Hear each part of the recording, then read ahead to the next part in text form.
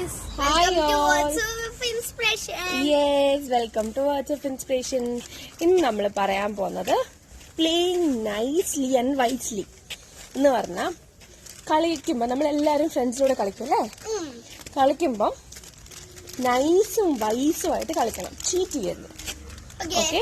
Cheat ചെയ്യുമ്പോൾ എന്താ പറ്റുന്നത് അറിയാമോ?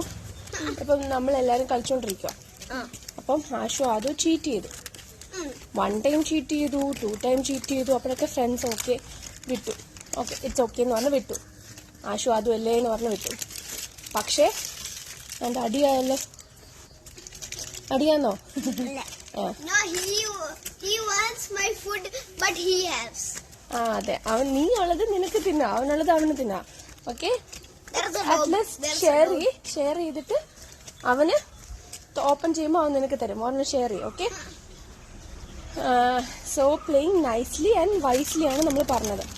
അതായത് നമ്മൾ കളിക്കുമ്പം ചീറ്റ് ചെയ്ത് കഴിഞ്ഞാൽ പിന്നെ നമ്മുടെ ഫ്രണ്ട്സിന് നമ്മളോട് എന്തുണ്ടാകത്തില്ല, സ്നേഹം ഉണ്ടാകത്തില്ല. അവർ പിന്നെ കളിക്കാൻ നേരത്ത് നമ്മളെ കൂട്ടുപിടിപ്പിക്കത്തില്ല. Okay, so always remember that. എന്ത്? Don't cheat. സോ ദാറ്റ് വൈസായിട്ട് കളിക്കാനും നൈസായിട്ട് കളിക്കാനും പഠിക്കണം. Okay, bye by.